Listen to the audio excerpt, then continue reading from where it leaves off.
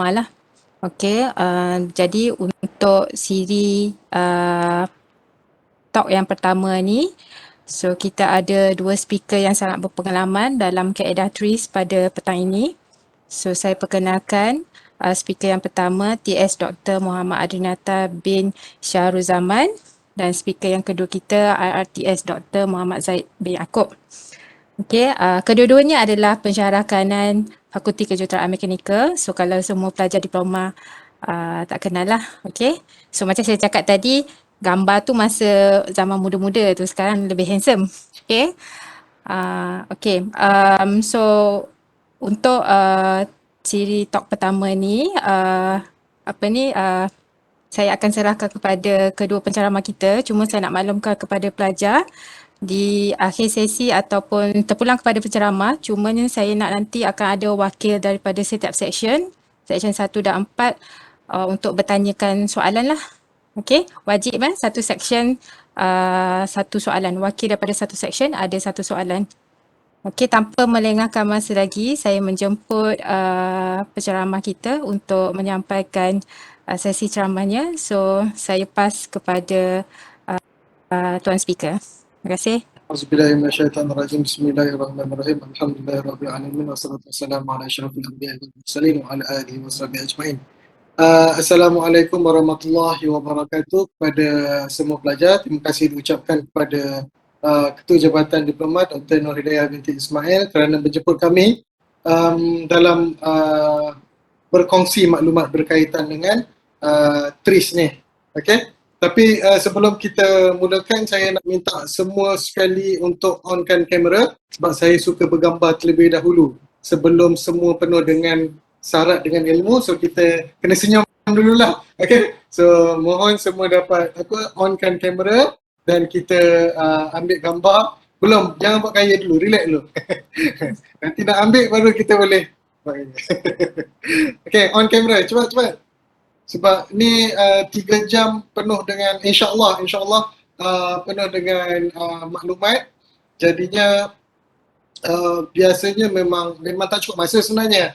Tapi saya cuba kami cuba sebaik mungkin untuk kita dapat share sama-sama apa yang kami tahu, apa yang kami dah pernah buat, dah pernah belajar kan. So kita sharing sama-sama lah insyaAllah. Sambil-sambil tu jangan lupa juga untuk isikan attendance yang dah diberikan dalam chat box. Nanti Dr. Hidayah minta pastekan semula sebab kalau dia baru masuk dia tak nampak apa okey. Dia punya tu link tu.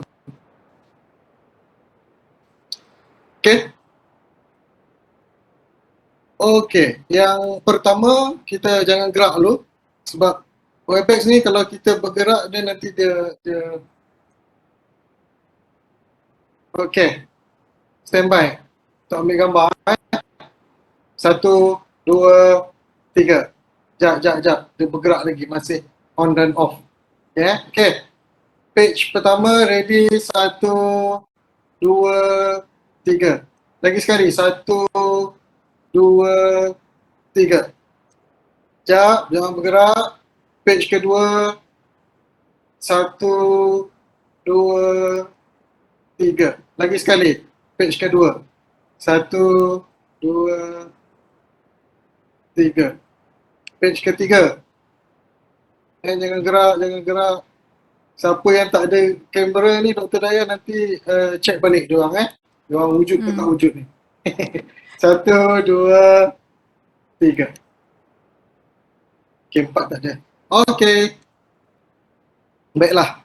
Terima kasih kepada semua yang melayan permintaan saya untuk bergambar. Oh, bye-bye dah apa? Belum. Saya baru nak start. Jangan bye-bye dulu. Nanti saya keseorangan. Okay. Bismillahirrahmanirrahim. Rabbi syrah li sadri wa yassir li amri wa hlul 'uqdatam min lisani yafqahu qawli. Okay. TRIS. So kita buat two way lah, tapi sebenarnya kalau bila kita present ni, saya lebih suka kepada two way communication. Kalau ada apa-apa yang nak stop ataupun bertanya berkaitan dengan kita punya TRIS ni, just stop je lah, boleh tanya, tak ada masalah. Saya perkenalkan wira-wira dalam FKM yang biasa akan bagi talk lah untuk webinar TRIS ni.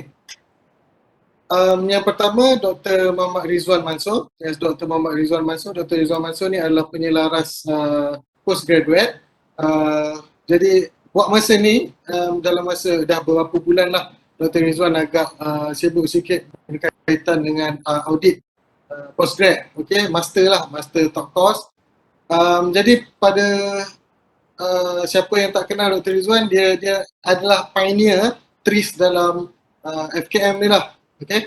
So yang kedua, TSIR Dr. Muhammad Zaid bin Yaakob, sama juga sebagai selaku penceramah TRIS, dan yang terakhir saya lah, boleh panggil Dr. Adri lah untuk kita punya ceramah. Ni saya guna slide Hari Akademia untuk pelajar PSM bertarikh 13 Oktober. So baru je, belum sebulan pun lagi. Jadi kita guna info yang sama je lah. Okay, so session yang pertama, Introduction to Inventive Problem Solving Strategy Using TRIS Method. Sebelum saya teruskan, nampak tak skrin? Skrin saya, okay, ada nampak gambar? Nampak. Okay, nampak gambar chancellery tu, nampak gambar campus teknologi tu. Okay, alright. So biasanya part 1 ni akan diberikan oleh Dr. Rizwan, tapi yalah sebab Dr. Rizwan agak sibuk dengan audit. Okay, audit penyelarasan sebenarnya. So inilah Dr. Rizwan bin Mansor. Last sekali dia belajar di UPM, PhD Mechanical Engineering, dan habis pada 2015. Dr. Rizwan Mansor juga adalah practitioner untuk level 3. So TRIS ni dia ada level-level dia. Level 1, level 2, level 3. Okay, dia bagi level 1, level 2, level 3. So dia ada practitioner level 1, level 2, level 3. Dan dia ada juga instructor level 1, level 2, level 3. Okay, so Dr. Rizwan adalah practitioner level 3 dan instructor level 1. Okay, so itu sedikit sebanyak berkaitan dengan Dr. Rizwan. So selain daripada saya dan juga Dr. Zaid, boleh cari juga Dr. Rizwan Mansor berkaitan dengan TRIS. Okay, apa yang ada foreigner? Tak ada kan? Tak ada. Student diploma. Okay. So kalau tak ada foreigner, saya boleh teruskan lah. Slide dalam English, tapi saya terangkan insyaAllah dalam bahasa Melayu ataupun both lah, combination. At the end, learning outcomes, at the end of the webinar, the participant will be able to understand TRIS concept. So TRIS ni dia banyak cabang dia, banyak method dia, dan yang kita akan belajar pada hari ini sebenarnya lebih kepada dua method yang besar, okay, iaitu trimming dan juga inventive problem solving. Okay, so itu menggunakan 39 parameters dan 40 inventive. Cuma ya bahagian introduction ni, awal-awal ni kita nak kenal lah. So tak kenal maka tak cinta lah. Siapa dah buat TRIS, mana asal dia, kenapa kita pakai TRIS ni, ada benda lain ke yang kita boleh gunakan. Okay, so TRIS ni dia sebenarnya method untuk kita generate idea. Okay, dia berikan, dia tak adalah kata okay kalau kita lampu tak terang, macam mana kita nak tukar lagi terang. Dia tak adalah spesifik penjelasan macam tu. Okay, tapi dia bagi general solution untuk kita create specific solution untuk kita sendiri. Kita sebagai engineer kena fikir. Kita sebagai engineer kena fikir. Dia just bagi solution, nanti kita akan go through lah one by one. Dan ini adalah sebahagian saja daripada subjek TRIS itu sendiri. Number 2, apply basic TRIS method for inventive problem solving. InsyaAllah kalau kita ada sedikit ilmu berkaitan dengan TRIS, kalau kita tak ada idea, sekurang-kurangnya kita boleh melalui proses yang TRIS ajarkan, yang kita pernah tahu, untuk kita cuba selesaikan masalah. Okay? TRIS as a problem solving method. What is TRIS? So TRIS ni apa? Inventive problems ni apa? Macam mana TRIS ni berfungsi? Okay. Apa kelebihan-kelebihan TRIS, advantages of TRIS, ideal solution, dan juga application of TRIS in inventive problem solving. Yang pertama, root cause problem identification. So kita kena cari root cause dan kita kena semak, bila kita dah buat, kita kena semak solution generation. So TRIS akan bagi kita beberapa idea supaya kita dapatlah. Kadang-kadang dia bagi contoh, kadang-kadang dia bagi 10 idea untuk kita selesaikan, tapi kita dapat fikir 4 saja. So at least okay, lebih baik daripada tak ada langsung kan. Daripada kita mental block untuk selesaikan masalah, dia ada bagi peluang kepada kita untuk berfikir dan kita apa orang panggil generate, kita berfikir, kita mencari idea, okay, untuk kita selesaikan apa yang kita hadapi, insyaAllah. Okay, TRIS. TRIS ni Russian. Dia punya short form tu, akronim dia, TRIS tu Russian, bermaksud Teoria Rationia Izobretatel-Shih Zadah. Okay, nak sebut pun tak tahu betul ke tidak, tak pernah belajar dengan Russian. Jadi itulah perkataan TRIS sebenarnya bermula. So dia ada teori T-R-I-Z. Jadi dalam bahasa orang putih, dalam English adalah Theory of Inventive Problem Solving. So kita tips lah, Theory of Inventive Problem Solving. So dia samalah, ada yang gunakan dalam paper, ada yang gunakan TRIS, ada yang gunakan tips. Tapi commonly known memang TRIS lah. Okay, kalau orang sebut TRIS, dia adalah Theory of Inventive Problem Solving. Jadinya kalau kita TRIS tu dia punya Russian lah. So bahasa orang putih dia Theory of Inventive Problem Solving. So tak sama, T-R-I-Z. Okay, jangan keliru kalau kita baca mana-mana paper, mana-mana maklumat berkaitan dengan TRIS tapi dia berikan Theory of Inventive Problem Solving, tu adalah Russian, T-R-I-Z dia tu. TRIS ni dia di-invent oleh seorang lelaki bernama Genrikh Asuler pada tahun 1940. Lebih kurang macam tu, tahun 1940. Dia adalah seorang pegawai kerajaan yang menjaga bahagian kita panggil submission untuk IP, patent. So dia adalah salah seorangnya lah. Okay. So bila dia bekerja tu, dia genius. Jadi bila dia bekerja tu, bila orang submit IP, bila orang submit patent berkaitan dengan invent daripada company, daripada persendirian kan. So dia dah tengok lebih daripada 200,000 okay, dalam paper ataupun dalam sejarahnya. Dia submission daripada orang tu, dia dah tengok 200,000 patent. So dalam 200,000 patent tu dia kita panggil dia optimizekan, dia concludekan, okay, kepada lebih 40,000. So daripada 200,000 dia kumpul jadi 40,000 persamaan, group, kita panggil group lah. Dia group kan ke bawah 40,000. Sebab dia tengok bila orang submit inventive patent ni, dia berulang benda yang sama walaupun dia perkara yang berbeza, untuk solusi yang berbeza, tapi cara penyelesaian dia tu agak sama. Dia boleh nampak benda tu.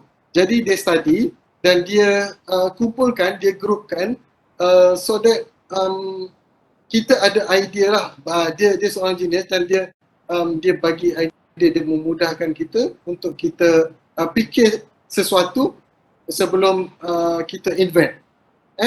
So dalam bab mereka cipta ni, kita panggil lebih kepada mereka cipta, design benda baru kan. So kalau kita tak ada idea, dia kalau orang kreatif, dia ada je idea, banyak idea. Tapi kalau kita yang tak berapa nak tinggi imajinasi kan, tak boleh nak fikir. So kita tak boleh nak fikir. Jadi ada yang orang ada yang kreatif, so dia boleh fikir, dia boleh adjust tanpa menggunakan apa-apa pula. So dia ada idea. Jadi TRIS ni sebenarnya dia membantu, membantu mental block kita yang kita tak dapat nak fikir tu, supaya kita fikirkan sesuatu untuk selesaikan kita punya masalah. Okay, so dia itulah created from study on invention pattern. So daripada pattern tu dia buat literature daripada 200,000 kepada 40,000. What is inventive problem? Apa inventive problem? Inventive problem ni sebenarnya kita selesaikan perkara yang kontra. Okay, kontra. Kita paling senang pelajar-pelajar semua ada motor, ada kereta, atau at least kita ada basikal. Saya bagi contoh motor. Kalau kita bawa motor, motor LC 135 kan, sekarang pelajar dah tak tengok dah motor LC tu, dia lebih kepada Y suku ataupun RS kan.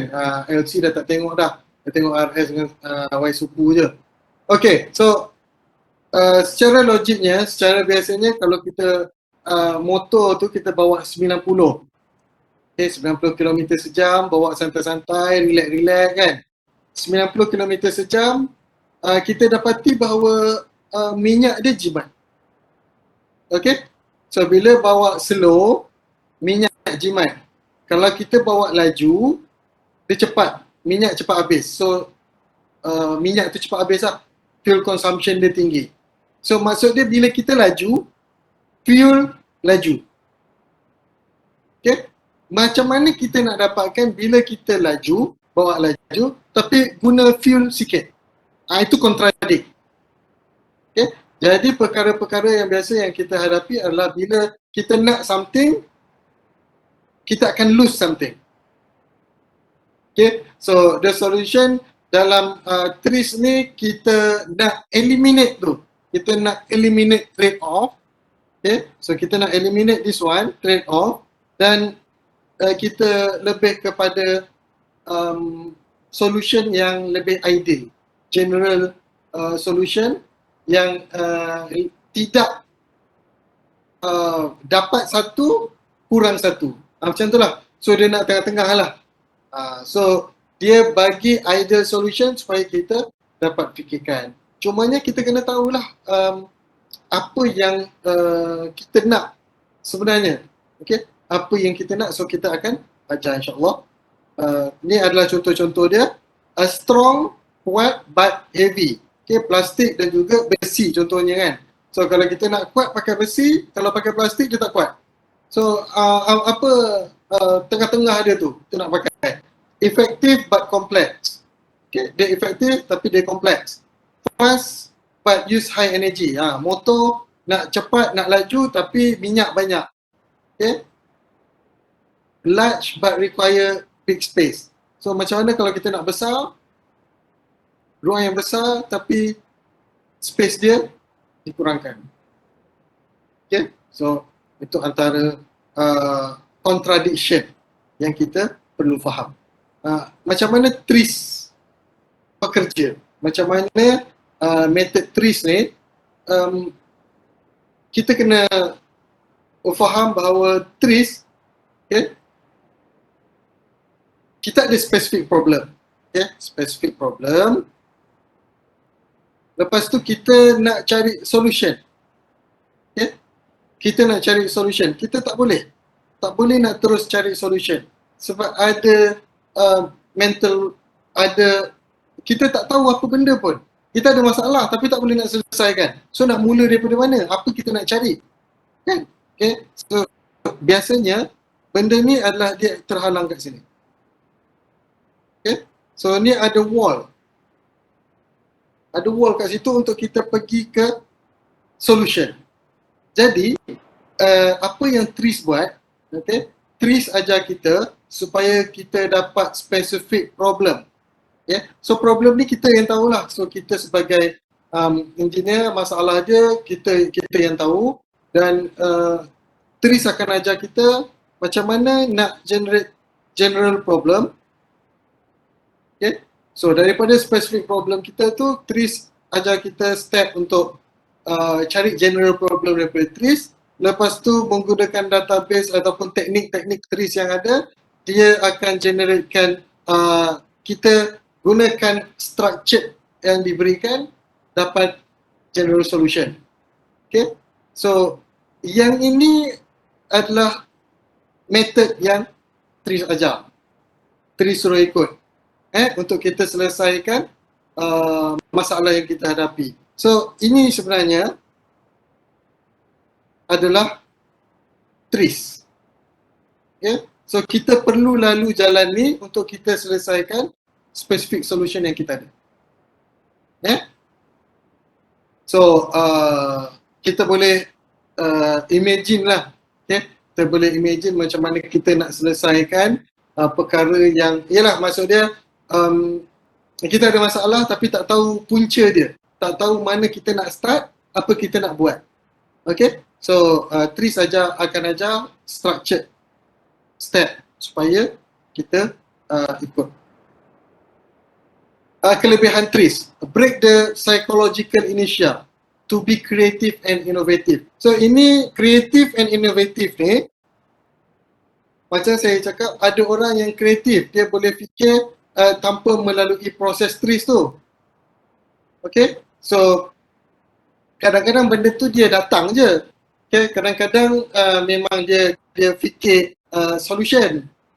Okay, so dia ada macam-macam strategi. Tapi bila kita tak ada, TRIS ni akan pecahkan.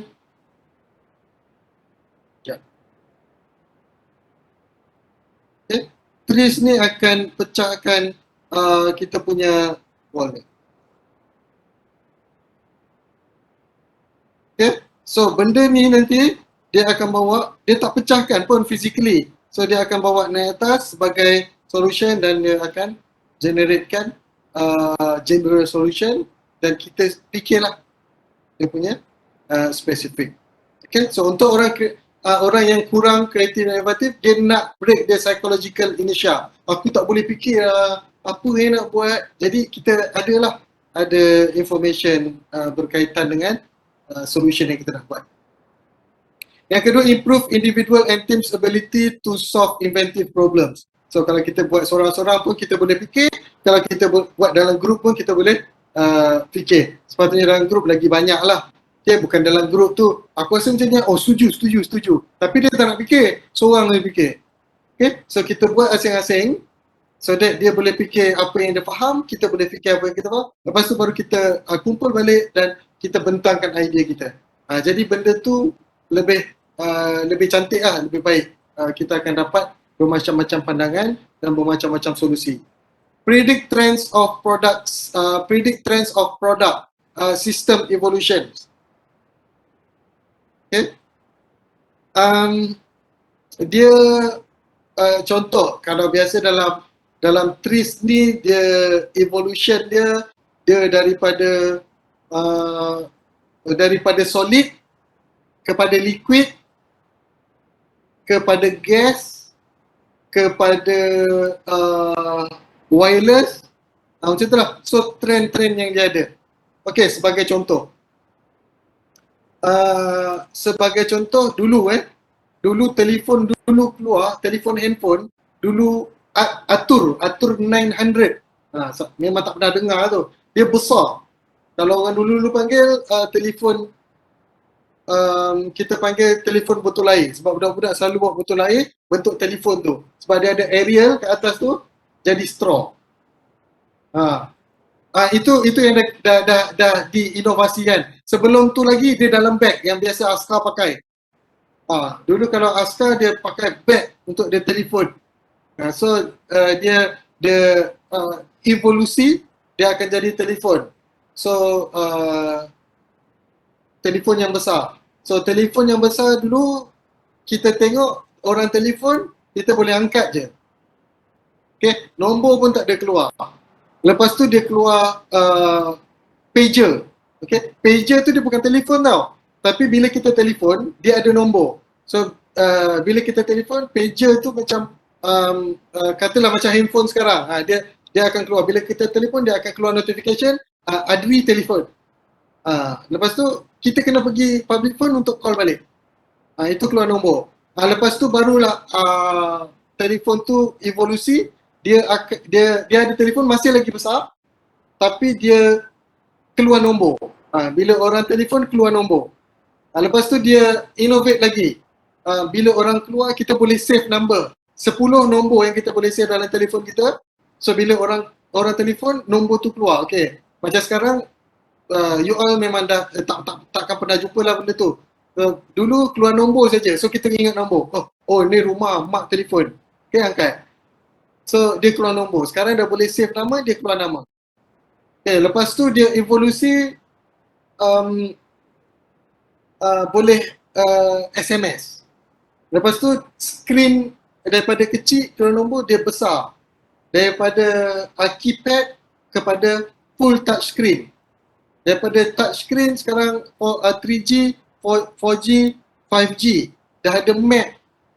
Okay? Nak pergi mana-mana dah semua bergantung pada Google Map, Waze. Okay? Bawa telefon tu dah macam nyawa lah. Okay? Ya, nyawa. Kalau tak ada telefon, tak boleh nak buat apa-apa. Tak tahu semua benda. Google dalam tu, map dalam tu, nak cari kedai makan, telefon semua dalam tu. Okay? So, itu evolusi. So, evolusi ni, bila kita dah nampak, dia sebenarnya, dia akan berubah. Okay? Daripada skrin yang kecil jadi yang besar. Skrin sekarang ni, iPhone 13 Pro Max. Okay? Dia punya skrin 6.7 inci. Dulu kan kecil-kecil je, pakai kecil-kecil je, sekarang nak besar-besar. Kan?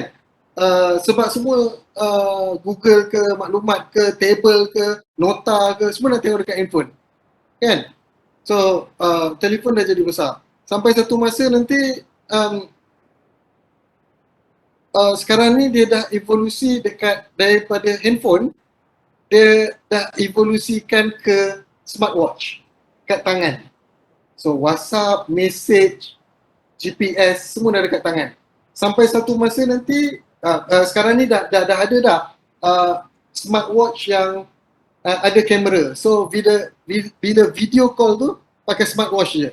Tapi untuk Android dan Apple saya rasa belum ada lagi lah. Untuk China brand dah ada dah. Okay? Dah keluar iklan dah, memang ada komputer. So SIM card dalam smartwatch. So lebih kekal, dia tak hilang. Kalau handphone tertinggal, dia hilang. So kalau jam kita sentiasa pakai. Contoh so benda tu trend tu dah di-study dan dah dibentukkan dalam TRIS punya maklumat. TRIS punya maklumat. Pembaris daripada pembaris plastik, pembaris besi kepada fleksibel pembaris, kan? Pembaris yang bengkok-bengkok untuk buat graf dulu tu. Okay? Sampailah sekarang ni kalau kita nak ukur, okay? Kita pakai meter yang tarik tu kan. Pembaris tu, pita pengukur, dan dia ubah sekarang ni dah ada yang laser. Okay? So bawa laser, kita tekan, dia kira dah berapa jauh. So benda tu evolusi. So trend tu dah ada dalam tunjuk dalam maklumat yang TRIS berikan. Okay? Solve problem based on products or process function. So ni process function lah. Ni saya takut lambat. So TRIS ni memberikan kita right tool for the right job. Okay. Saya ada senapang, saya nak buka tin soup. Okay. Boleh je buka tin soup pakai senapang, tembak habis bocor lah. Kan? Kalau ada can opener, kenapa tak pakai can opener? Kalau ada pisau pun boleh pakai. So dia right tool for the right job. Ideal solution. So TRIS ideality or ideal final result, ini dia punya equation lah. Summation of useful function divide by cost and harmful function. Okay, so that is ideal solution. The best taxi with no taxi. Okay, so kita ada Grab. Okay, the best hotel with no hotel. Booking.com, Trivago, Airbnb, Agoda. Okay, dia tak ada pun hotel, tapi dia buat sistem supaya orang dia buat sistem macam dia yang punya hotel, kan? Okay, jadi kos untuk segala-gala hotel, housekeeping, pembersihan, dia tak payah, tak perlu pun, kan? Dia tak perlu keluar duit untuk benda-benda macam tu, physical. The best printer with no printer. Okay, macam mana? Ada satu lagi, ini kekurangan. Kita panggil the best restaurant with no restaurant. Okay? Grab Food, Food Panda, dia tak ada pun restoran, tapi dia buat duit menggunakan restoran orang, kan? So that is the ideality of TRIS concept. Okay, the best printer with no printer. Fikirlah, ini adalah secara luasnya perkara-perkara dalam TRIS. So hari ni kita nak belajar semua lah. Mungkin sampai pukul 12 malam ni kita baru habis. Right. So ini adalah TRIS secara besarnya lah. Tapi yang akan kita sentuh adalah function, cause and effect, trimming yang akan diberikan oleh Dr. Zaid, engineering contradiction metric. So kita ambil satu sajalah bahagian. Okay, so dalam TRIS ni kita panggil stage 1 untuk define dia punya root cause, dan seterusnya kita gunakan tools yang ada untuk kita generate solution. So macam yang kita dah tengok sebelum ni, ada masalah, lepas tu kita pergi kepada TRIS, kita pergi kepada TRIS general solution. So ni TRIS dan ini pun TRIS. Barulah kita dapat specific solution. Okay. So yang ini ni yang kita akan belajar daripada root cause dan juga general solution. Perkara pertama yang kita perlu belajar yang ni. Okay, ni separuh saya akan berikan dan separuh lagi Dr. Zaid akan sambung. Saya akan ceritakan macam mana, apakah maksud function analysis ni. Okay, function analysis yang ada dalam TRIS. Root cause problem identification, ini yang pertama. Yang pertama, step 1 kena perform function analysis. So function analysis ataupun biasa kita panggil FA, function analysis. Selepas kita buat function analysis, so function analysis ni dia motor diagram. Okay, so kita kena buat lah, kita kena buat diagram, atau kita kena buat kalau kita panggil mind map, contoh dia lah, dia punya gambaran tu, mind map daripada kita punya sistem. Okay, lepas tu yang kedua kita kena buat cause and effect chain analysis. Dalam ni kita panggil CEC analysis. Okay, biasa CEC analysis ataupun CECA, sama je. Okay, so dua lah, satu kena buat function analysis, lepas tu baru buat cause and effect chain analysis. So dalam ni kita panggil FA dan juga CECA lah. Okey. Macam mana, apakah itu function analysis? Macam mana kita nak buat function analysis, dan kita kena faham yang ini, kena faham kalau kita ada masalah berkaitan dengan peralatan yang kita punya, kita nak betulkan, kita nak solve, so kita kena buatlah kita punya function analysis ni. Function analysis ni ada dia punya part. Okay? Senang kata part dalam kita punya peralatan lah. Okay? Identify engineering system, super system and subsystem. So kita ada sistem, super system, subsystem. Okay? Sistem tu sendiri, super system dan juga subsystem. Okay, so kita tengok apakah yang dimaksudkan dengan sistem, super system dan juga subsystem. So kalau contoh basikal, kalau contoh bicycle yang kita ada tu, sistem kita, mesin kita adalah bicycle. Sistem. Itu kita punya sistem. Dalam bicycle, dia ada bahagian-bahagian yang menggerakkan dia, yang kita boleh namakan dia sebagai subsystem. Bila subsystem ni bergabung, dia akan membentuk sistem. Okay, so kita ada bicycle sebagai sistem, bicycle sebagai sistem dan komponen subsystem yang menggerakkan bicycle. Okay, so ini adalah kita punya main mesin kita. Okay, apa yang ada dalam mesin kita adalah part-part yang bergabung tu. Okay, sistem-sistem yang bergabung, kita ada powertrain, kita ada brake, kita ada chassis, kita ada suspension, kan? Handle, steering system, tu sama lah tu. Okay, so itu sistem. Subsystem. Subsystem akan function untuk menggerakkan kita punya sistem. Selain daripada tu, super system, luar daripada sistem kita. Bicycle yang tak ada kena-mengena dengan mesin yang kita ada. Okay? Contoh air, humidity yang luar daripada sistem. Okay?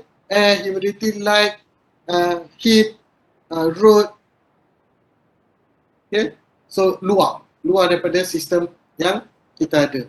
Okay? So part ni part dia. So dia ada air, ada humidity. So itu sebagai part, dan kita kena bentukkan dia sebagai mind map. Bentuk mind map lah. So that basikal kita ada body ada tayar, lepas tu kita ada chassis. Chassis tu body lah. Lepas tu kita ada handle, steering system. Lepas tu kita ada powertrain, kita ada gear dalam powertrain. So benda tu kita kena kembangkan. Kat mana, lepas tu baru kita cari masalah. Dalam function analysis, kita ada subjek dan kita ada objek. Okay? Subjek dan objek. Di tengah-tengah tu adalah function. Okay? Di tengah-tengah tu adalah function, apa yang dia buat. Okay? Apa yang subjek tu buat dekat objek. Okay, tak apa. Nanti kita faham. Function change object parameter.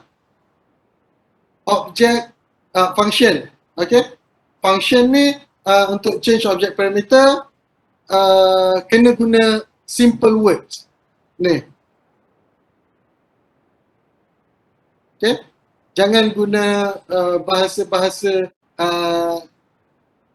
kita panggil vocab, vocabulary yang jargon, technical jargon. Dia sesimpel yang mungkin. Okay. Ini memang 3 perkataan yang biasa digunakan dalam TRIS, function analysis. Okay, so ni kita nak belajar function analysis tau. Okay, function analysis tadi kita dah tahu objek, subjek,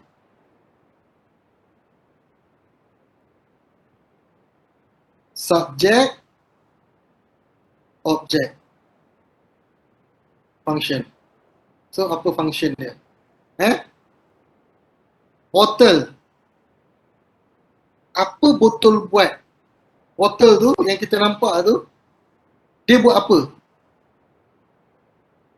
Apa yang dia buat dekat water tu?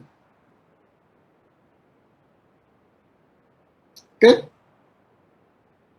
Apa yang botol tu buat dekat water? Water tu duduk kat dalam botol. So apa kita nak panggil dia punya function?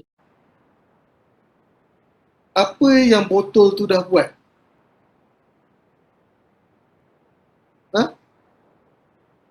Keep water. Okay. So dia kena sesimpel mungkin. Okay. Right.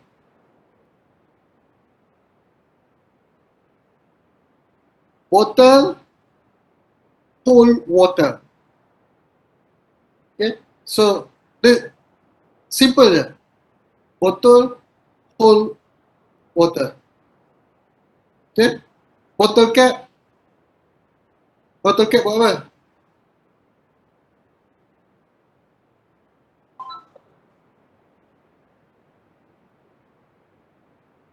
Ni. Remove, hold, move. Okay. So itu 3. Bottle cap stop water daripada keluar. So bottle cap stop water. Table, dia buat apa kat botol tu? Table hold bottle. Okay. So dia pegang botol tu supaya duduk kat situ. So dia punya function analysis yang ini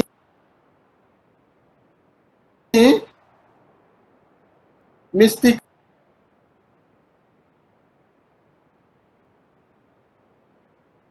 kena simple pakai. So beza untuk function analysis adalah dekat dia punya sini. Untuk kita bezakan dia punya arrow tu. So dia ada maksud arrow dia tu. Kalau dia general, dia biasa, so common type, dia tak terlebih, dia tak terkurang, kita gunakan useful function. Useful function ni dia meet the requirement, maksudnya dia tak lebih, dia tak kurang. Okay. Insufficient function tak cukup. Ni tak cukup. Power dia tak cukup. Okay. So insufficient kita guna garis putus-putus. Lepas tu yang terlebih,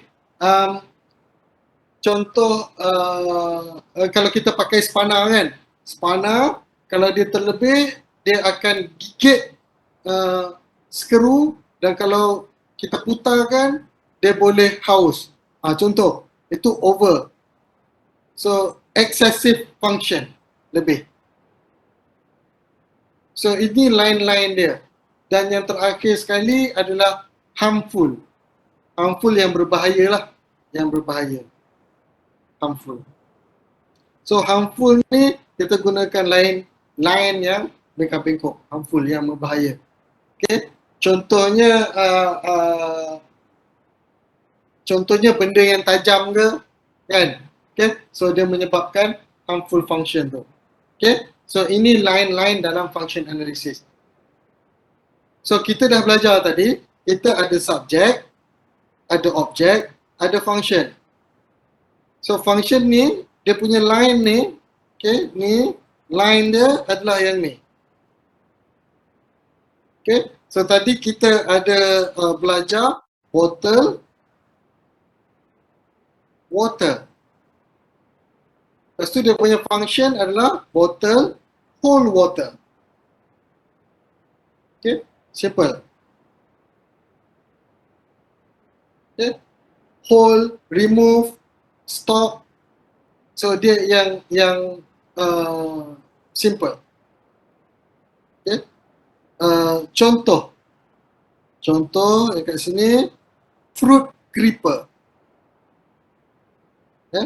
Fruit gripper. So apa masalah fruit gripper ni? So adalah masalah cik, bila kita grip dia berbekas. Kita tak nak lah dia sampai berbekas. Tapi bila kita nak, bila kita slow sangat, dia tak grip, buah tak terjabut. Kita nak tak cabut buah tu, buah tak terjabut. Apa nak buat? So buat function analysis.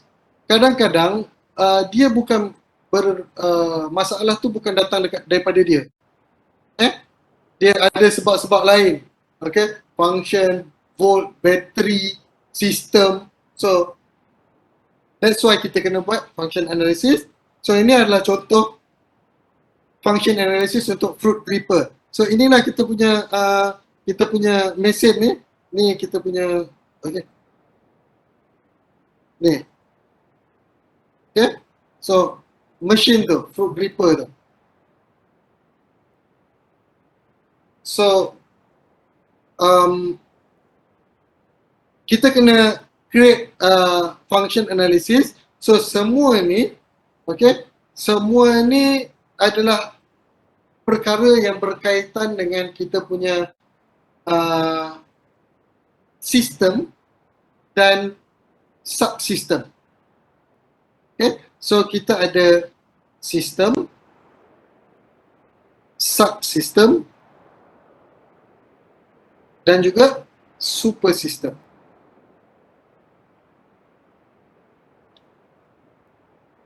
Okay, so yang super system ni yang luar daripada kita punya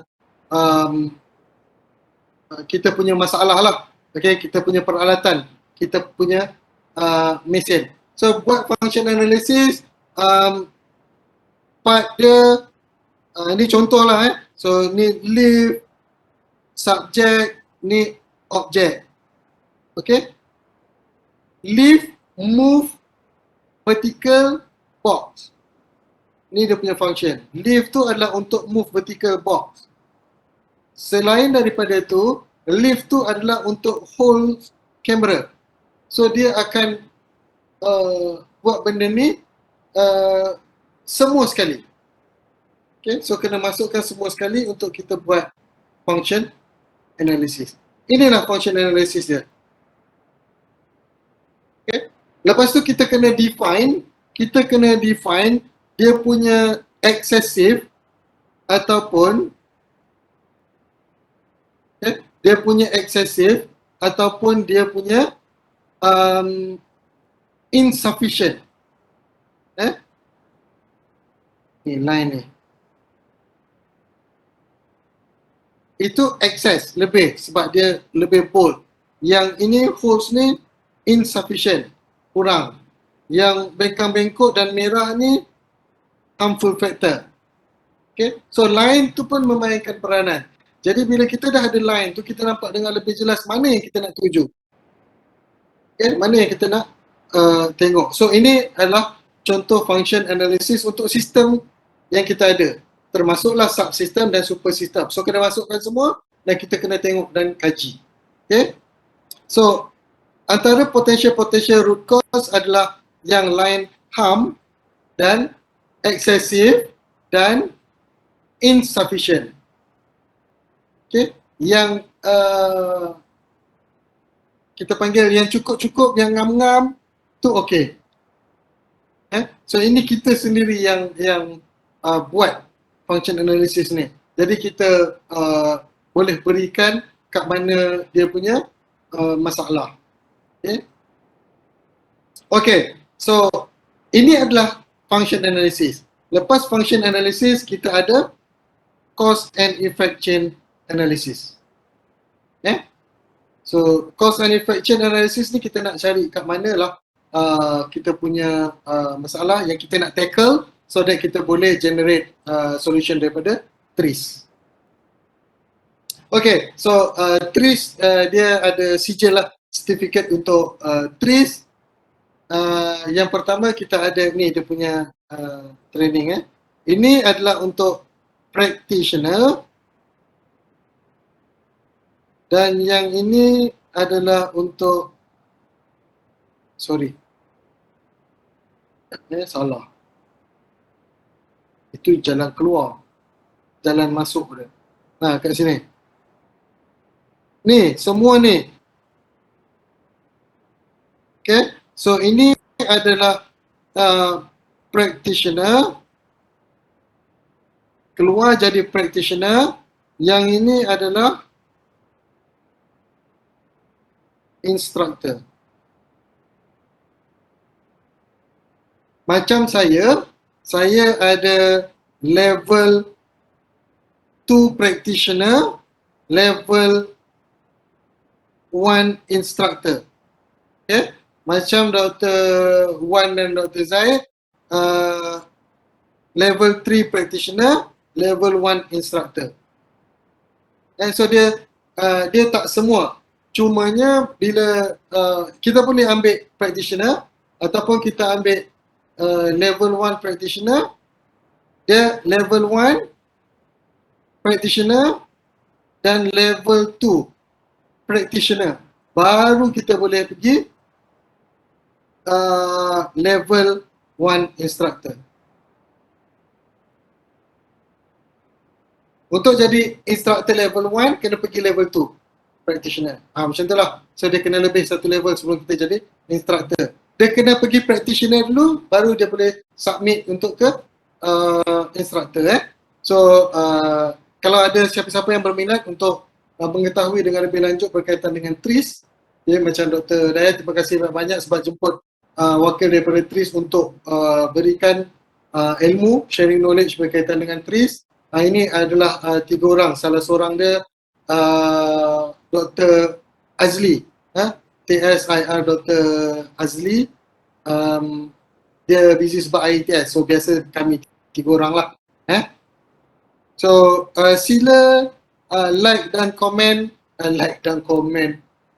Kita panggil apa? Kalau dalam YouTube tu, like dan subscribe. Okay, so tekan butang loceng dan subscribe.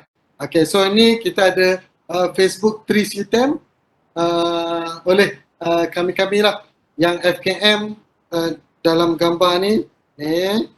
Okay, so Dr. Rizwan, Dr. Zaid, saya dan Dr. Azli daripada FKM lah.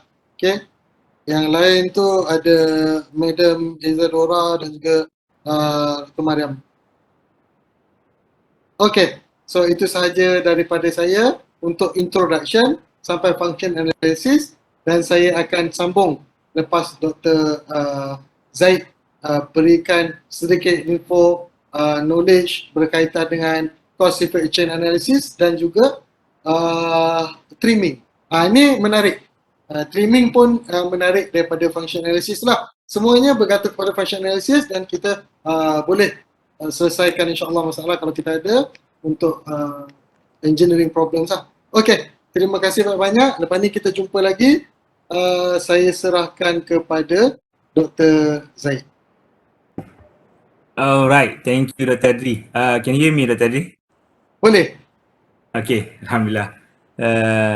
Thank you Dr. Adri for nice and wonderful introductions on TRIS, insyaAllah. Right, Bismillahirrahmanirrahim. Alhamdulillahirabbil wassalatu wassalamu ala asyrafil anbiya'i wal mursalin wa ala alihi washabihi ajma'in. Rabbi shrah li sadri wa yassir li amri wahlul 'uqdatam min lisani yafqahu qawli walhamdulillahirabbil alamin. Rabbi yassir wa la tu'sir, Rabbi tamim bil khair. Assalamualaikum warahmatullahi taala wabarakatuh, and salam sejahtera for those diploma students. So how are you guys? Dah lama tak jumpa diploma student, right? So okay ke? Belajar okay ke? Sihat ke semua? Ke masih bertepek di dalam rumah kerana COVID-19? Right. So hopefully you can clearly hear my voice, right? Inshallah. So for me, you can unmute yourself if you have a questions after this. You can unmute yourself. You can straight away ask the question, right? So jangan tunggu ujung-ujung, nanti you dah lupa dah pun kan. Oh, semua dah dekat campus. Okay lah, good. Right, so campus pun masih ada yang tersangkut juga dekat dalam ni because of the positive last 2 weeks, right? So hopefully semua dah okay, insyaAllah. Alright, so we really hope from the TRIS member, we really hope that all of you boleh grab some simple knowledge for today yang you boleh apply dekat dalam diploma, not only diploma basically, on your life basically. Nanti bila you dah dapat some fundamentals of trees ni, nanti you boleh godek, nanti you boleh cari sendiri dan you boleh explore, right? So if you don't understand on that, right, so you boleh come back to us, balik kepada Dr. Adri, kepada saya, kepada Dr. Wan, Dr. Azli, right? So we are really willing to help you. Okay, so our intention to help you guys to get a new knowledge yang orang tak tahu dan tak guna, right? So because why? Because of trees ni, as explained by Dr. Adri, is a design tools juga sebenarnya, right? Sebab design tu ada banyak kan, cuma how creative you are yang so some persons dia boleh design because of dia punya creativeness, right? Tapi orang yang tak kreatif takkan nak mati kat situ saja kan, right? So with trees actually helping you to get the good solutions of the design. Okay, itu basic of it. Okay, as I know kita tak ada foreign student in diploma, right? So saya akan mix BM and English. Right, is that okay for all of you? Ataupun you nak saya 100% in English? Right, either one, right? I'm okay. Yeah, both. Mana-mana pun boleh. Right, so up to you guys, right, and girls. Right, so okay, sharing first my slide, my slide.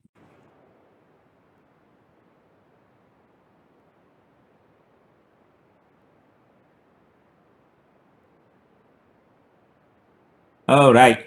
Okay. In the second session, basically, right? Inshallah, I will deliver on the topics of identifying the problem root cause effectively using trees method. It's just a continuation on apa yang Dr. Adri explain tadi, right? Ni abaikan lah, tak penting pun. Okay, so the webinar contents basically for my 1 hour ni, right? So at the end of this 1 hour, basically inshallah, you can understand on the root cause problem, right? So how to identify the root cause problem. Yang tu yang pertama. Kedua, you understand what the CEC atau dia call short name is CEC. Alright, CECA, right? So, and that basically adalah cause and effect chain analysis, right? So at the end of this 1 hour, basically you will understand what is the CECA, right? And at the end of these sessions, you also will able to understand on trimming. What is trimming? Okay, 3 je daripada saya, tapi these 3 basics basically helping you much in solving a design problem, right? Inshallah. Right, so this is the one, right? Okay, I jump straight away to this slide. Okay, so Dr. Adi already explained to all of you on the basics and introductions of the trees, right? And Dr. Adi also shows to you this flow, right? Actually, yang ni adalah mappings of trees.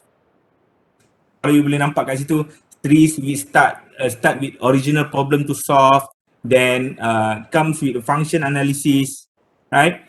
So function analysis tadi Dr. Adi already explain on that, right? So after that, you boleh guna cause and effect chain analysis, which is CECA yang saya mention tadi. I will explain on this one, right? So things that you have to know, function analysis and CECA is a stage 1, right? So stage 1 means is a stage to define the problem root cause. Of course, bila you try to design something, of course you design something because of there is a problem on that particular design, ataupun you nak improve on that particular design. Of course, dia mesti ada root cause dia, right? So in trees, instead of function analysis yang tadi Dr. Adi explain, so you you boleh apply another tools which we call the cause and effect analysis. Very simple, right? So, and stage 2, this is interesting. Stage 2 ini yang kita panggil solution generations, right? Bila kita dah define the root cause, the problem root cause in design, in your design as example, katalah diploma design, you ada specific problems, right? So you tak tahu apa solutions dia, right? So in this stage 2 basically will helping you to generate the general solutions. Apa maksud general solutions tu? When come to the part 3, Dr. Adri will come back with this one, right? So you akan nampak.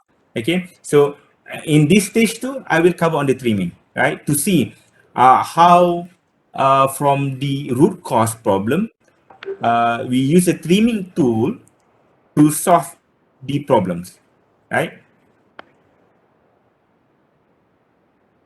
Okay, so we start with cause and effect chain analysis.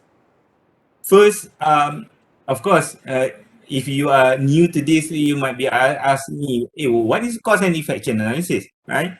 So, and of course, you have to know what is the type of cause and effect chain analysis. Is there many types of that, of the CCA, right? So, and yeah, after you know about what is CECA, you know the type of the CECA, you also have to know how to use the CECA, right? So this is the 3 things that you have to know, right, in order to understand the cause and effect chain analysis. All right. So basically, when talking about the cause and effect chain analysis, so what is that? Right, dia simple je. Dia kalau kita comes with the dalam bahasa Melayu dia sebab dan kenapa sebab tu. Okay, so dia simple.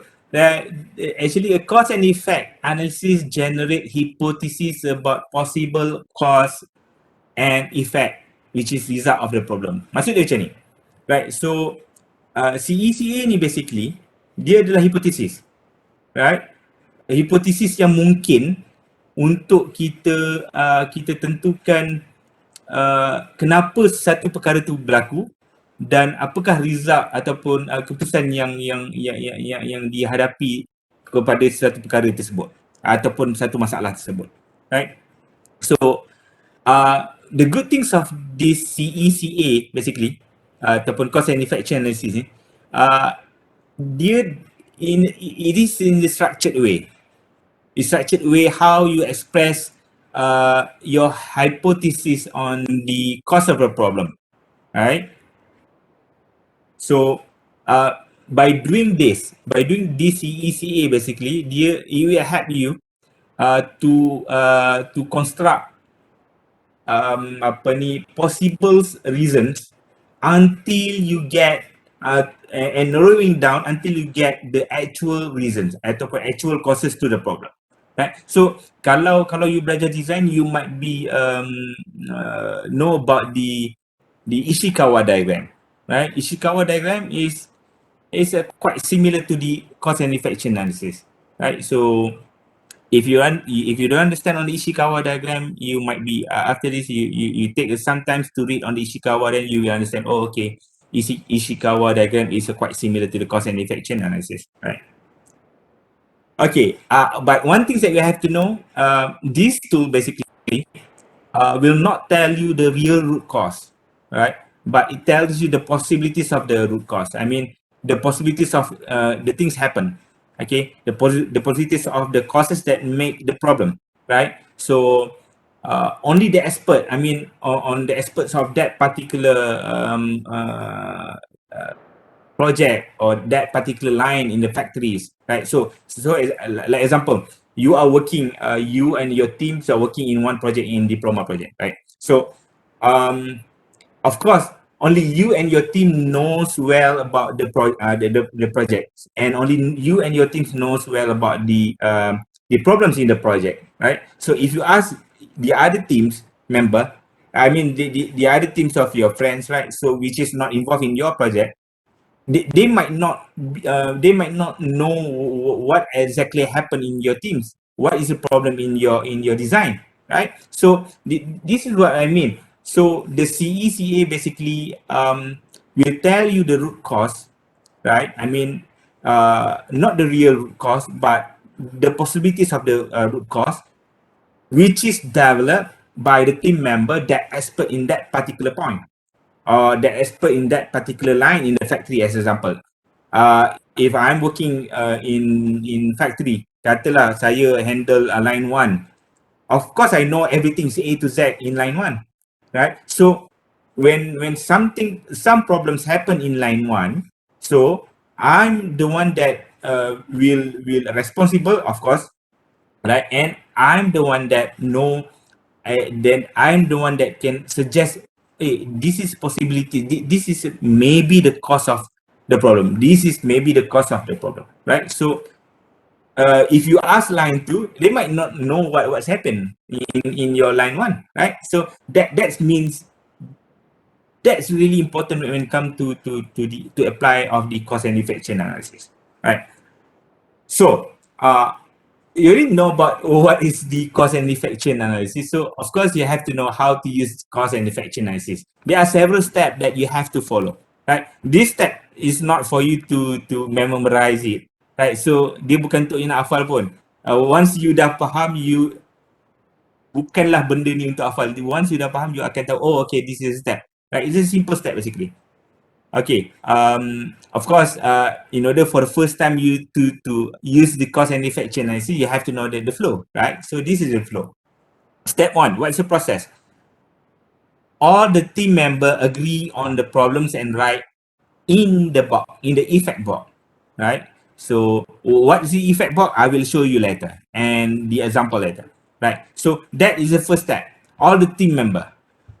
Step 2, you need to do a brainstorm about likely causes and then sort them into major categories or branches depending on the method chosen, right? So means that after you all of the team members write the problems in the effect box, then you need to brainstorm to separate all the costs, the problems that might be suggested from the team, right, into the major categories or branches, right?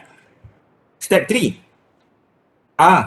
the team member need to continue to brainstorm and generate a list of costs and fill them in the appropriate categories or branches. Maksud dia katalah dia ada masalah A, right? Masalah A fall under mechanical. So mechanical is separate. Masalah you ada masalah A. So the problems of A, dia ada 3 main branches yang possible. Mechanical, apa under mechanical, what is the possible root cause? Under electrical, what is the possible root cause? Under civils, what the possible root cause? That's what mean by step 3. Right? So step 4, this is simple. I always keep asking why and why else. Kenapa dan kenapa? Right? Kenapa benda ni jadi?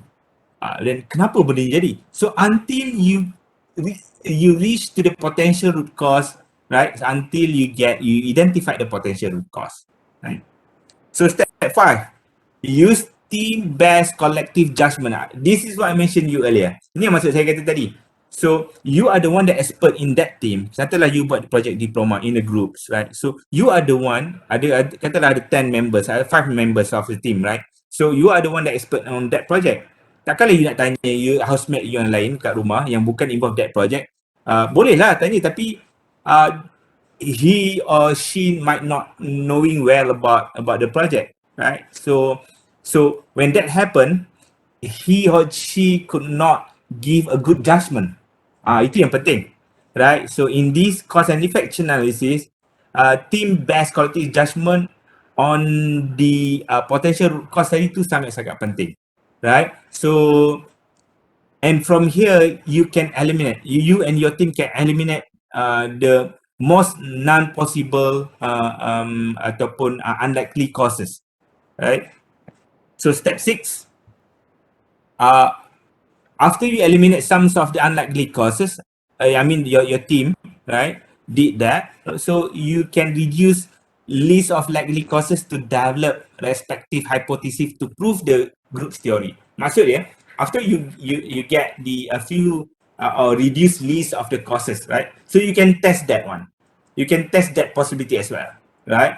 A test might be a test in terms of experiment, test in terms of try and error to make sure that that is really causes for that particular problem. Okay.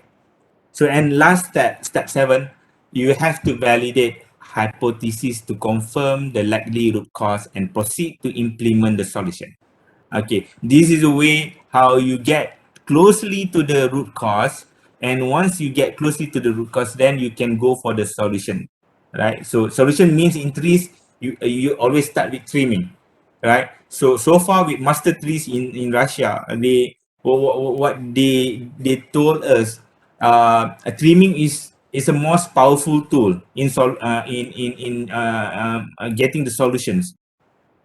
If you couldn't get the solution through trimming, so then use the fortive inventive tools. I mean the engineering contradictions. Later will be explained by Dr. Adri, right? So this is 7 step, 7 step yang utama for cause and how to use cause and effect analysis. But don't worry, this is not for you to memorize it all, right? Once you understand the concept and the flow, you will understand, oh, okay, this is not really difficult. This is really easy, right? When come to the example later, I will show to you how easy is DCECA, right? Okay, so from this step, of course, you have to go back and choose other courses for testing if the initial section is incorrect, right? So until you get the potential cause. All right, so how to perform cause and effect analysis? This is the way, right? So simple, cause and effect analysis is produced by always asking why, and why by the team members, right? So as example here, you can see the key target disadvantages, the water spill after pour into the cups. Okay, so tapi sebab apa? Kenapa dia spill out? There's few cause until they know the final one is a loss of spring. Okay, so tapi yang ni tak tunjuk lah exactly, right? So now I want to show to you the examples that we can see together how the cause and effect analysis are performed, right? Katalah you ada kat rumah, right? I'm taking this example because this is the most easiest one to understand, right? So there is no light when switch is turned on. You balik rumah, you buka lampu, you switch on, tapi tak ada lampu, right? So dalam kepala you, in your mind, you are thinking of, kenapa Mesti tak? You have to think, why? What happened? So this is, actually you apply DCECA in your life sebenarnya. Tetapi we not apply it appropriately. Itu yang berlaku. So sometimes kita why sekali je kan. Kita tak tanya why sampai habis. Okay. So why? So maybe power is out. Okay. Mungkin power out. Second one, why? Maybe light bulb no longer works. Okay. So why? Maybe switch is broken. Why? Maybe they few any other options that you think that you feel that is right. Okay. So siapa yang boleh tentukan other option ni? You are the one, because contohlah ni lampu kat rumah you. You are the one, you own that house. You know that house better, right? So takkanlah you nak tanya saya. Okay. Ini maksudnya kata good judgment tu based on the team member. Okay. So katalah I come out with this course, right? So then I test the possibility. Power is not out, power is okay. Sebab apa? I go to the main board, main board power tu, I tengok power is on. Lepas tu saya tengok dekat rumah orang lain lampu menyala. Alright, so power is on. So power is out is not a possibility. A switch is broken. Of course, obviously my switch is okay. Saya tengok kat board, okay. Saya tengok dekat main switch, okay. Saya tengok dekat lampu saya tekan pun okay. right? So of course I can eliminate this one. Of course others ni example lah, so eliminate others as well. So ada tinggal one possibilities, light bulb not longer works, right? So then mesti you tanya why. Okay, dia macam konsep CE ni, kalau you nak ingat macam konsep ni lah, katak panggil hujan, right? Katak kenapa kau panggil hujan? Aku panggil hujan sebab bla bla bla bla, right? Same example if you want to remember, right? Kalau lupa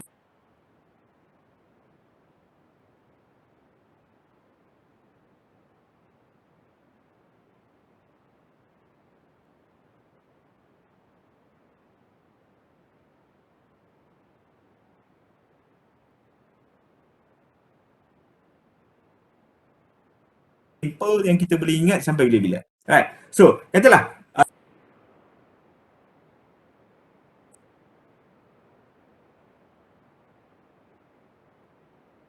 sockets of the bulb, maybe others, right?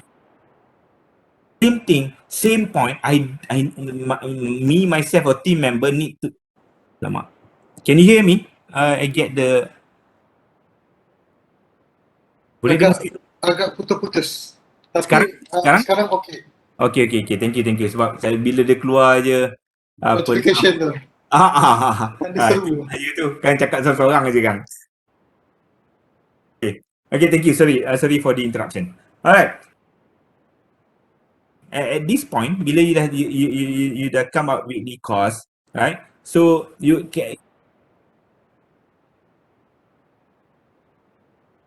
eliminate. So, example lah, ada example lah. Right. So, okay, maybe filament broken. So, why filament broken? Okay, you asking in depth tau. Maksudnya your team member and your team asking why more. So, maybe the filament wear out. Biasalah ada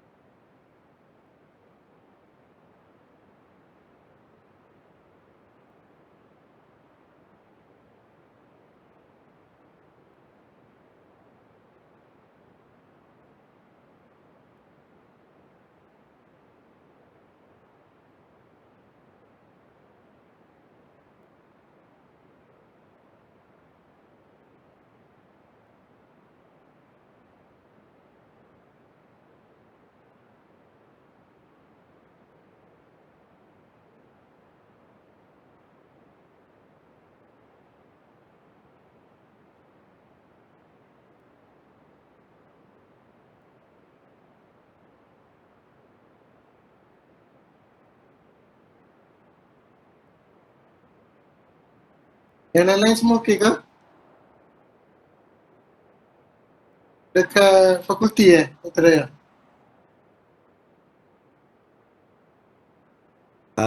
Betul. Apa ni Dr. Zaid ada dekat office tadi? Betul tu. Ya. Kita baru okey balik rasanya. Okey.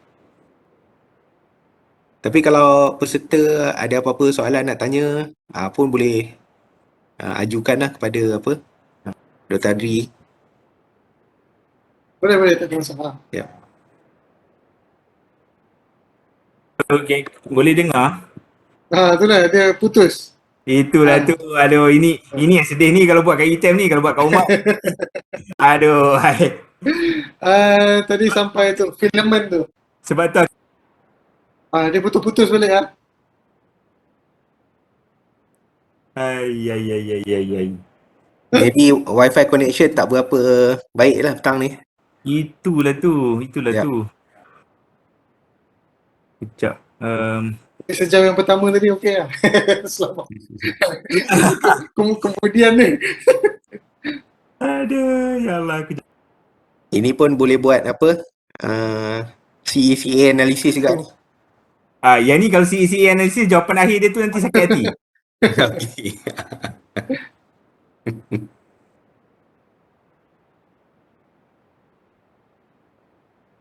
Wi-Fi tu memang dia ada problem sikit daripada main switch tu katanya. Selalu sangat dia on off. Dan benda ni pun sebenarnya PPPK dah maklum lah.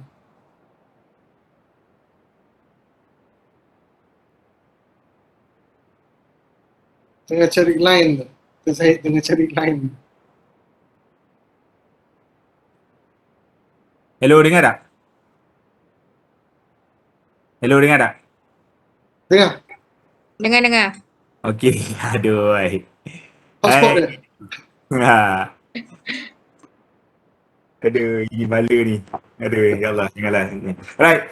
So, sorry guys, sorry for especially for student, right? So, tengah-tengah tu bercakap, dia sangkut, right?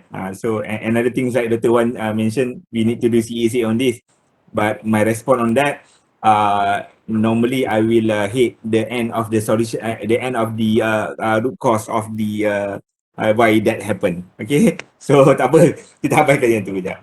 Right, so okay, continue to the this stage, right? So when it comes to the filament wear out, mechanical shock, current spike, right, and others. So on this stage you akan nampak makin lama the cost of the problems are narrowing down, dan makin lama the cost of problems are more detailing out.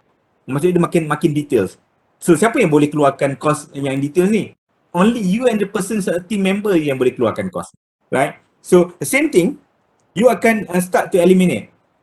Only you and your team member yang boleh buat good judgement on eliminate those courses yang tak berkait. That's sebab kita are narrowing down the courses. Like kita bukan diversify that. Okay, kita narrowing down sampai kita dapat dua ni, right? So then we still asking why, and then you get a normal wear, manufacturing issue, poor current protection circuit, power spike of grid. So might be these four might be the closest one. Alright. So from that you might be continue to get a more less reduced courses, ataupun you dah start boleh cari dengan solutions for these root causes, right? So the root causes might be a few numbers, tapi dia bukanlah banyak, right? Sebab kalau banyak, it's very hard for you to get the solution. Okay, so the best is you get to the close root causes. Of course, I mentioned to you earlier, CECA bukan give you a real root causes. You tak tahu pun, right? But CECA give you the closest potential root causes yang akan help you guys narrowing down to focus on your problem, bukan focus on another problem. Itu yang penting. So sometimes we are wasting our time focusing other problems rather than focusing on the problem that suppose we have to focus on. Okay, so kadang-kadang itu yang berlaku pada engineer. Mostly itu yang berlaku sebab then kita boleh fokus pada benda yang tak sepatutnya. It's not on the if you focus on not on the cause of the problems, right? So our solution might be far away differ on the real solution. Itu masalah. Right, so that happen normally in our design, right? So as a student, as an engineer soon to be, right, so you're going to be given any. So if you focus on the real causes, then you will get the solutions that close to the problem.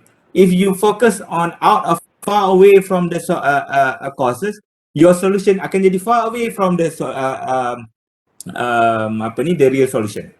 Okay, so that's why CECA is really important.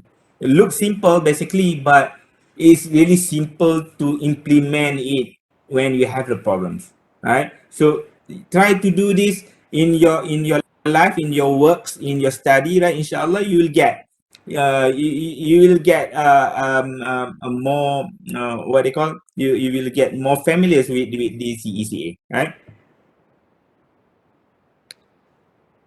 All right. So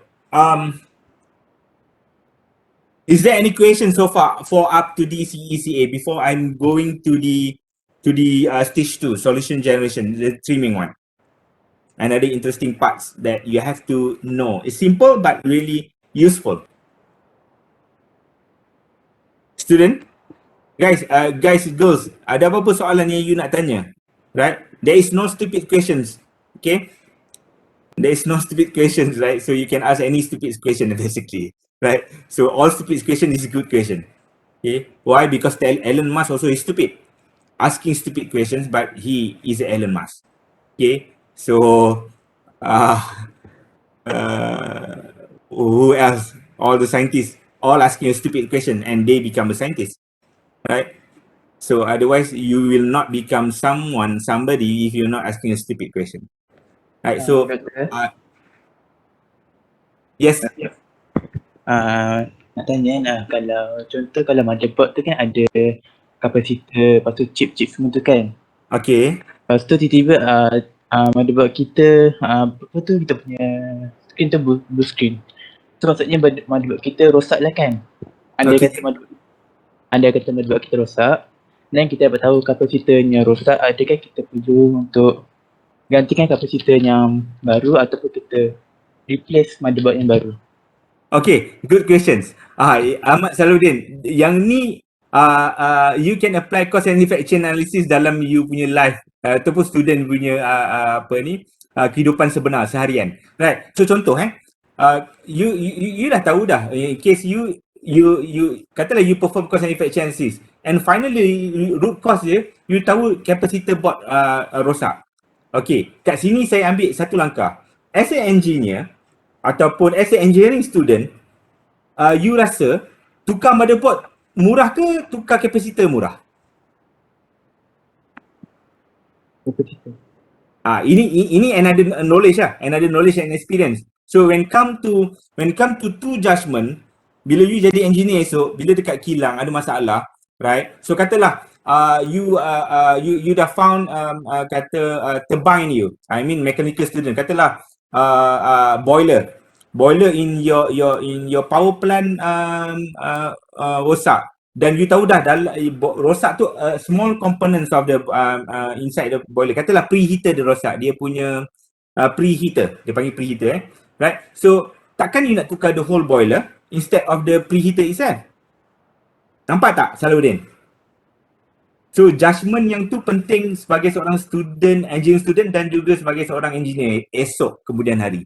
Right? So for your cases, kalau ditanya macam tu, so if the capacitor is a much more cheaper than motherboard, of course, right? Capacitor cheaper than motherboard, so of course tukar capacitor je. Is that helping you, Salahuddin? Okay. Boleh. Alright, so quite a good interesting point of view untuk nak perform cost and effect analysis in your daily life je sebenarnya. Okay, tapi sebenarnya as an engineer nanti you bila jadi engineer, inilah benda yang you nak kena apply dulu supaya you tahu dan you boleh impress your boss. Then you are not the orang kata engineer yang cikai lah, right? So maksud dia ini pun tak tahu kan, but with this simple thing sebenarnya you can impress your boss, right? Okay, so now we have another half an hour, right? So okay, you already touch on stage 1 tadi, stage 1 dekat CECA, right? So you dah tahu dah function analysis macam mana, CECA macam mana, right? So maksud dia untuk define root cause problem, you boleh guna dua tools tadi, function analysis by Dr. Adrinata tadi and CECA by me. Right. So now bila you dah tahu solution. Bila you dah tahu dah that is a root cause of the problem. So of course you asking, so solution dia apa? So what is solution? So in trees, right? We can generate the solution. So how? First by trimming. Right? As I mentioned to you earlier, most of the master sifu, master trees master lah dia panggil dekat Russia ke dekat Korea ke, they will start using trimming first. Because why? Most of the cases they can solve the they can get the solution by using trimming. Okay. And the second one by using the 40 inventive principle. This is another interesting part, right? Tapi frankly speaking, Dr. Adi akan explain on 40 inventive principle starting from 4 o'clock, right? Only 1 hour learning on 40 inventive principle, you will just get 5 to 10% of it. Seriously, okay? Tapi maybe that will be a good a start for you to understand on what is trees and what is 40 inventive principle, right? So, and if you have further questions later on the 40 inventive principle, you can just can drop by to our rooms and we can discuss on that, right? Okay, back to the topic. Okay, now I will share with you on the trimming, right? So in this in these tools, right, in this tool trimming, basically you have to know what is trimming, right? You have to know the you need to understand the rules of trimming basically, and also how to use trimming. It's simple. And kalau macam tadi CACA, you have to know what is the CACA, how to understand the CACA and how to perform the CACA. Same things on trimming. So dengan saya hari ini, you akan dapat dua benda yang sepatutnya at the end of this 1 hour, you dah boleh faham, oh CACA is this, right, and trimming is this, right? So you can use straight away after this. Maybe you can do a group discussion and you can apply straight away those these two tools basically, right? So what is trimming basically?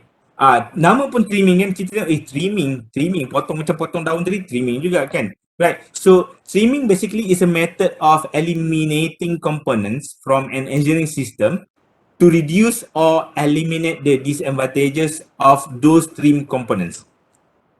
Maksud dia trim ni method untuk eliminate komponen yang mungkin tak perlu, right, daripada engineering system. Whatever engineering system lah, kereta pun engineering system juga, radio engineering system, TV engineering system, your mobile phone engineering system, your laptop, your desktop, right? So whatever, right, that we call engineering system.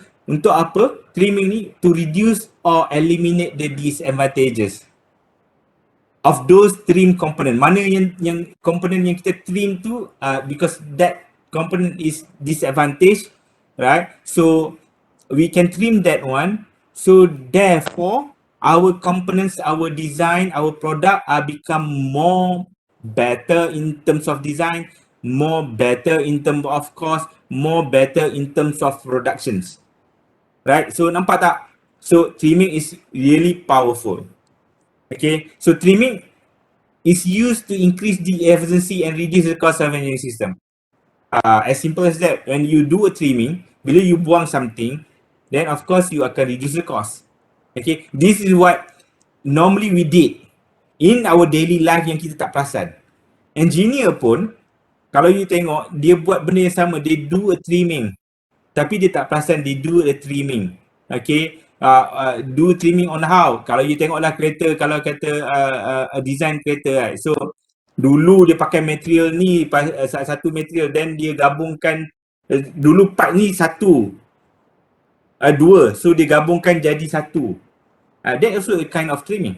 Okay, so trimming ataupun nama lain we call or removing the undesired functions, right? So that we call trimming. Okay, so as I mentioned to you earlier, simplest way to solve problem. All the trees master yang kat Russia pun mention this one. The simplest way to solve problem. This is the first tool that you have to use in trees to get the solution before go for the 40 inventive principle, right? So, okay, of course, there are a few trimming rules that you have to know and you have to understand, right? So, there are three trimming rules in trees. The first one, dia rule A. Rule A, what is rule A? Trim the subject when the function is no longer required. Nampak tak dekat sini ayat ni? So that's why masa Dr. Adinata tadi dia explain on function analysis is important. You have to know what is the subject, what is function, right? So rule A, trim the subject when the function is not longer required. You boleh tengoklah gambar ni, right? Daripada dulu benda ni, saya pun dah tak tahu apa nama dia, right? Nak mainkan Peter ni, right? Peter lagu ni, right? Mainkan atas ni, okay? Dan dia akan dapat lagu tu. And somehow they trim the subject sebab function tu dah tak required. Jadi apa? Jadi CD terus, right? And this is quite old juga ni sebenarnya. Somehow dia tukar ni sekarang dah USB. And now it's no longer USB. Dia panggil apa? Dia panggil cloud. Right? So nampak tak? The technology is very fast. Example ni pun dah kena ubah dah. Tapi tak apalah, good thing to show to you. What's the functions of trim? Rule A, trim the subject when the function is not longer required. Subject tu pun you trim, right? So dia dah tak jadi dah benda tu, dah tak jadi dah pemain CD ni. Pemain apa orang panggil pita hitam tu, right? So dia dah jadi CD player, right? From CD player then USB, from USB dia become cloud, right? So they trim all the components. Maksudnya ni buang. Jadi USB mana ada dah box ni. Then pergi cloud, mana ada USB if using cloud, right? So nampak tak kat sini? All the components dah hilang begitu saja. Right? And secara tak langsung the systems are 100% change. Right? Bila you pakai cloud, you sekarang ni kalau you realize, I mean I'm not sure you student, right? So like me, saya secara tak langsung last few years saya dah tak nampak dah saya tak guna USB. Dulu I'm looking for some reasons. USB ada tak? 1 tera. Mula berapa not tera. Sorry. Mula berapa gigabyte, mula megabyte je, then gigabyte. Right? So sekarang ni orang dah not looking for USB. Adalah but not really. Tapi sekarang ni USB pun talking about gigabyte. Kan? Right? So and more secure, tak nak takut hilang, then go for cloud. Right? Nampak tak beza dia?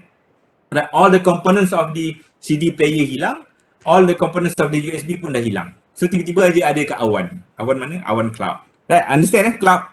So it could be a cloud, Dropbox, iCloud, whatever that the safety the storage providers. Right? So rule B. Okay, rule B, we trim the subject where the same function can perform the object itself. Yang ni example yang ni. Yang ni simple example lah. So if you go yang ni boleh nampak selalu dekat mana kan? Dekat airport. Right? If you go to airport, then you have a trolley. Right? So what the functions of the trolley basically? Bring the bag, or sometimes bring your children, or sometimes bring you. Right? Duduk atas you jalan main kan. Right? So rule B, maksudnya trim the subject where the same function can perform the object itself. So daripada dua ni, we do a trimming, so becoming what? The back kita trim, dia ada, so the back will come with wheel, ada roda. So what we can do with that? So tak payah pakai trolley lagi, right? So we just can move the bag by ourselves without the trolley. So that is rule B. And nowadays dia trimming, bukan trimming je, dia plus lagi the bag with the controller. Okay, duduk atas bag then you can control yourself. Katalah ni you duduk atas bag kan, control yourself go anywhere, right? But not really commercialized lah that one, right? Maybe quite expensive. Okay, that is a rule B, right? So rule C, trim the subject when the same function can be performed by other subject or the super system. Maksud dia rule C on trees ni, rule C trim on trees ni, maksud dia trim subject when the same function can be performed dekat mana? Dekat super system. Super system might be wall, environment, tree, air. That is what we call super system in trees. Okay, so As example, you can see here. Right? So, dia kata can be performed by other subject, right? So, maksud dia, perlu tak meja? Tak perlu. Maksudnya, you ada kursi 2 kaki, you tambah satu lagi flat. In between the chair. Right? So, dah tak perlulah 2 kaki lagi kan. You dah save cost. Ni IKEA concept. You apply, you trim subject when same function can perform on the super system. Super system dia wall. Perlu tak kaki? Tak perlulah. Right? You can apply on the wall. Then you boleh flip up, close the table when you doesn't need that table. Right? So that is a rule C. So yang ni kat IKEA banyak. Kan kalau you nampak the products like this. Right, then another one. Do you need an umbrella? Tak perlu dah ada pokok. You letak meja bawah pokok. Right, maybe pokok ni tak nampak cantik sangat lah. Maybe the more better trees, right? So you can see, you can assume that a tree as a super system and that as an umbrella.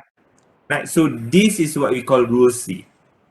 Okay, so basically you have rule A, B, and C that you can apply in your daily life, right? Not even daily life, of course, in your diploma works. I mean diploma projects, right? So this might be useful. Okay, you already know about rules A, B, and C. So how to use that? How to use streaming? Okay, let's see. Okay, this is a step by step that in order for you to understand. So how to use streaming? So step 1, do a component analysis. What are the components of the system? This is a function analysis yang Dr. Adi explain tadi, right? Do a component analysis. Nampak je macam gempak component analysis, but it's not really difficult. Component analysis, what mean by component analysis? Nanti saya akan tunjuk. Step 2, understand the interactions. What is the main useful function? You kena faham lah. Dekat dalam satu alat, dalam satu produk atau design itu, of course ada component. Dalam component tu, of course ada interaction dia. Right? And of course you kena tahu apa functions component ni, apa functions component ni. So that one, you kena tahu. Itu step kedua. Alright, ketiga. Step 3, build a function model. Function model tadi, function analysis tadi yang tadi explain. That is what we call function model. Right? So daripada function model, then we can choose which part to be can be trimmed.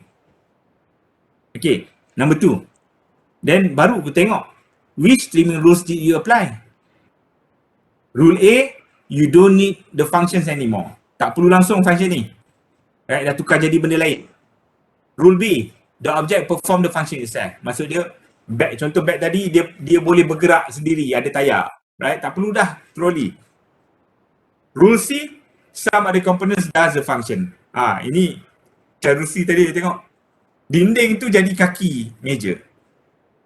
Pokok jadi payung kepada meja tadi, contoh. Right? So, rule C maksud some other component does the function. Right? Ataupun super system tadi does the function. So, yang ketiga, mestilah tengok. You all dah trim jadi apa? Elok-elok trim meja jadi ular, mau lari semua orang kan?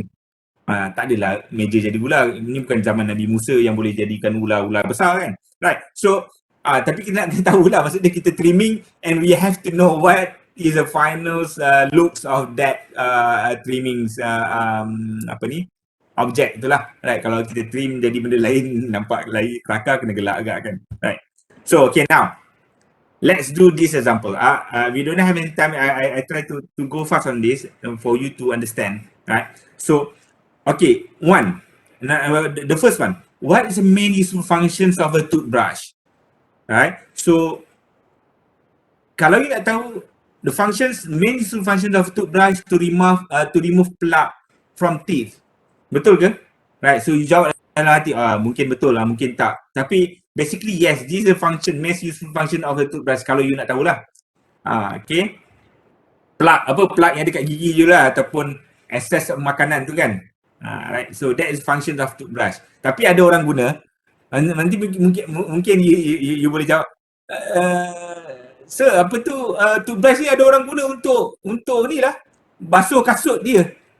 Mungkin juga, tapi kena ingat, what is the main useful function? Ada orang juga guna toothbrush untuk cuci uh, um, cuci bulu, bukan cuci bulu kucing dia, mungkin, right? Mungkin dia buat untuk garu badan dia, right? So but that is not the main useful function for toothbrush. So everything in this world, bila dia dijadikan, dia akan ada main useful function. Itu yang you kena tahu. Toothbrush dijadikan untuk remove plaque from teeth. Okay, itu penting. You kena tahu main useful function of your product, of your design. Okay. So then second, perform function analysis of a toothbrush. Function analysis macam tadi explain tadi lah. So dia ada component dia. First, toothbrush ada apa? Ada handle. Right, ni toothbrush dia ada handle. Right. Of course dia ada apa? Bristle. Ni bristle kan. Right. Of course dalam function analysis ni kita kena consider lah, takkanlah toothbrush tu dia boleh bergerak sendiri kan. Boleh bergerak, dia gosok gigi. Tak kan? Right. So in function analysis, of course dia akan ada hand that hold the handle and handle hold the bristle. Maksud dia tangan pegang handle ni pegang bristle. Alright. So now kita dah tahu dah, kita dah buat dah function analysis of toothbrush. So sekarang ni kita nak perform trimming. Which trimming rules did you apply? Of course satu lagi saya terlupa. So bristle remove foot lah ataupun plug tadi. Okay. Which trimming rules did you apply? First, handle. Bristle, hand, hold handle. Kita tahu handle hold bristle, bristle remove foot. Right. So kalau saya remove handle, saya trim handle. Right. So itu adalah rule C. Some other component does the function. Apa yang some other component? Hand. Kan? Maksud dia, hand, hold bristle, remove foot. Is that okay? Kita kena tengok macam mana bentuk dia kalau kita buat. Dia jadilah toothbrush you yang save cost, yang boleh bawa ke mana-mana, yang kecil dan boleh guna juga untuk cuci gigi bayi. Right.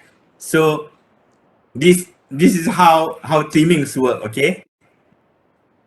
Okay, kita tengok another one last example before we go for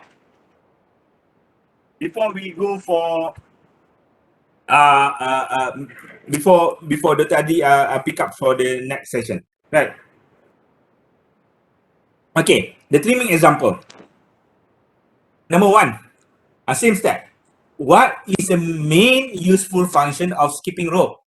Ni siapa yang ahli sukan, atlet yang nak kurus, dia mungkin boleh buat 1000 sekali lah. 1000 sehari. Maybe. Saya pun dengar je daripada dalam YouTube. 1000 sehari, 1000 kali jumping sehari boleh kurus. Entahlah. Kan? Tapi saya tak buatlah 1000 sehari tu. Tapi dorang kata boleh. Okay? That mungkin itu siapa yang nak kurus lah kan. So, but I don't apply that one. Okay. So, tapi kita, itu selingan Saya nak beritahu what's the main useful function of skipping rope. Of course to exercise. Right. So, kita dah tahu the main useful function to exercise. Okay. Kita nak perform, second step, perform function analysis of skipping rope. Kita nak kena tahu apa functions yang ada. Untuk perform untuk skipping rope. So handle of course dia hold rope. Handle pula hand yang hold, betul? Hand ni function analysis hand hold handle hold rope. Okay? So and rope moving people. So secara tak langsung skipping rope tadi untuk exercise betul lah. Hand hold handle hold rope tadi tu. Rope move people ya. Bila you pusing then people move lah kan. Right. So make sure that you move 1000 lah in a day. So then you can keep fit. Okay. So tu lawak je. Janganlah buat nanti penat nanti. Right. So then you dah tahu dah function analysis here. Right. You dah tahu dah semua function analysis ni. Okay. So barulah kita do a perform trimming. So rule apa yang kita nak apply? Kita tengok dulu. Ni handle hold rope, hand hold handle, right? So rope move people. So apa yang kita boleh trim? Katalah saya nak apply rule C, some of the component does the function. Saya akan move the handle, saya akan remove the handle. saya akan trim handle. Itu solution yang pertama. Maksud dia hand, hold the rope, move the people. Boleh tak? Boleh lah. Tak payah beli pun skipping rope. Cari tali yang agak-agak berat, sama, pegang je tali tu. Tak payah handle. Kan dah jimat, boleh juga. Right? So, tapi mungkin tak nampak cantik lah kan. Second solution, kita remove rope. Kita buang tali. So hand, hold handle, handle move people. Ni nampak nice lah. Memanglah nampak nice. Macam mana bentuk dia? Tu. Kat rumah saya ada satu. Ada 3 actually. Alright. So saya ada 3. Right. Nampak tak? Dia comes with this. Ini pun dah pattern macam ni. So now function dia apa? Function dia kan untuk exercise. You dah ada pemberat kat ujung ni. Dan dia boleh count. Bila you pusing, you akan rasa macam you tolak tali tu. Right? So save cost tak? Save cost of course. Right? So you dah jimat dah pun. Of course yang in terms of engineering dia lagi murah lah, contoh. Right. Kedua, better tak? Yes, better. Siapa yang biasa skipping, dengan tali dia akan tahu. Dia lambat lompat, tali tu besit belakang badan dia. Alright, siapa yang skipping tak biasa, kalau tak biasa, beli yang ada tali dan try kat rumah. Lambat skip, dia akan besit belakang badan atau belakang kaki. Berbirat juga. Okay. So without rope, your skipping be more funny and more better. Sebab tak ada rope relax. Tapi you lompat tak? Lompat. You capai tak the main useful function? Yes. Exercise? Yes. Of course, yes. Right? So this is the thing. This is 2 example of trimming that you can apply on your daily life and your diploma project. Tak kisahlah not here, I mean degree project ke ataupun when you working as an engineer later. Right? So these trimming tools is a really powerful tools that you in trees that you can use first as to get the solution, fast solution. Right? So that's all from me. Okay. So if you have any questions, so boleh tanya sekarang, right? Before kita masuk kelas Dr. Adri semua, I mean session Dr. Adri. Dr. Adri will explain on the 40 inventive principle. Right. Okay. That's all from me. So any questions? So really hope that you can grasp this knowledge. Yang 2 tadi, CECA. Kalau lupa CECA itu apa? Katak. Alright. Katak. Panggil hujan. Okay. Kedua, trimming. Ada apa? ABC. Right. So yeah, you know about the trimmings. So then you know about CECA, then you understand what is apa ni on sharing session that given by me. Okay, that's all from me. If you have a questions, unmute yourself. You can ask now. All right. Thank you.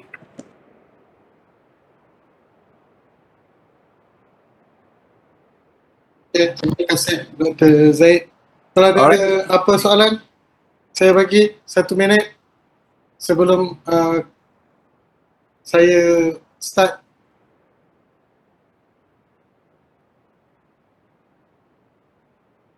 Apa kaitannya CECA dengan kata lompat tu? Okay. Bagus soalan awak. Okay, macam ni. CECA dengan kata lompat tu bukan kata lompat, kata panggil hujan. Tak tahulah, saya zaman you all dah ada kata lagu ni, kata kenapa kau panggil hujan, macam mana aku tak panggil hujan, perut macam mana aku tak panggil hujan Adri? Dia nyanyi kena sampai habis Dr. Zaid. Saya pun dah lupa, tapi Ular nak makan aku. Ular nak makan aku. Ular nak makan aku, betul lah. Kenapa nak makan katak? Betul. Ular. Lepas tu nyanyi dia, ular, kenapa kau nak makan katak? Macam mana aku tak makan katak? Perut aku lapar. Aku lapar. Lepas tu, perut, kenapa kau lapar? Macam mana aku tak lapar? Adalah dia punya ni. So itu kan the cause and effect. Maksud dia, kenapa dan kenapa. Itulah kaitan dia itu je. Right?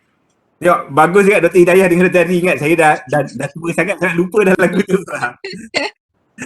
Okay. Alright, terima kasih Dr. Zaid. So, ada dua,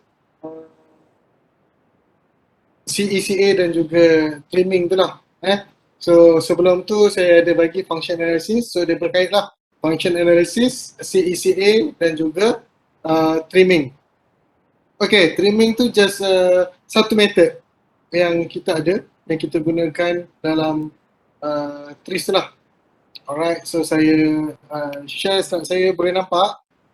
Saya share screen ke share slide ya?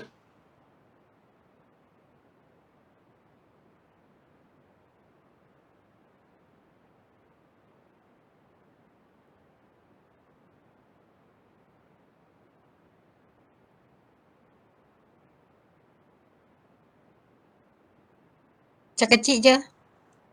Kecil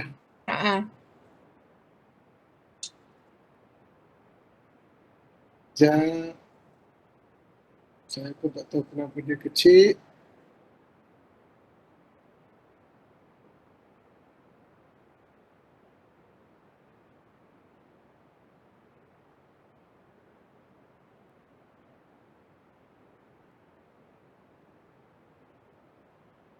Dia macam kecil. Kecil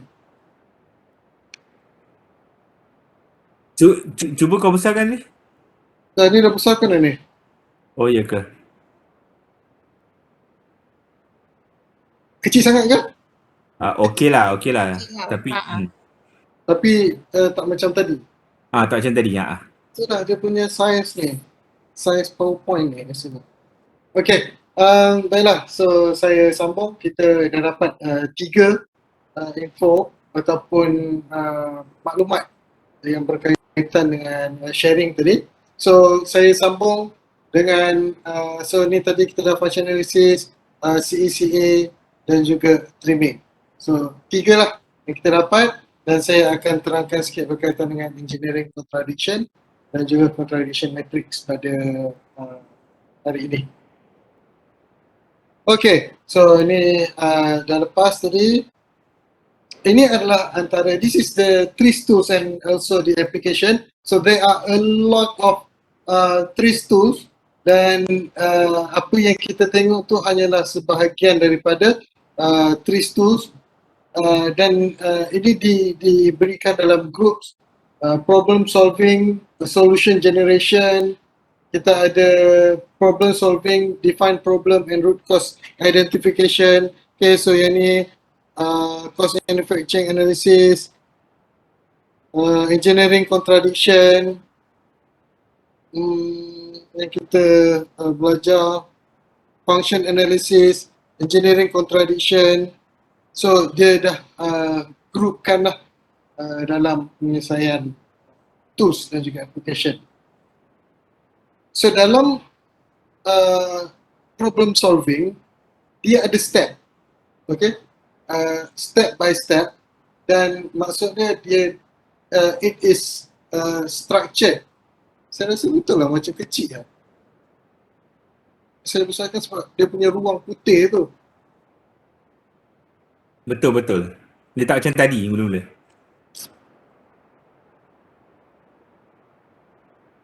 Sekejap. Kalau tak macam tadi, saya kena share daripada sini.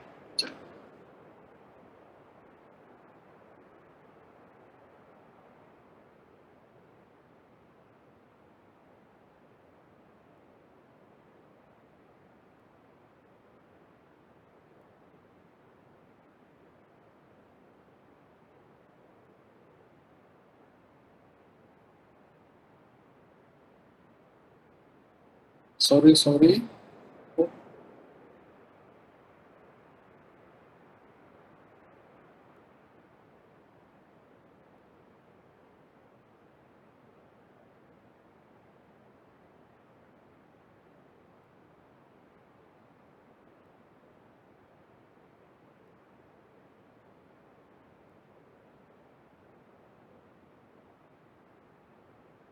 Saya cuba untuk dapatkan size yang besar. Cumanya bila saiz besar ni tak dapatlah saya nak conteng-conteng sebenarnya. Dia tak boleh buka je.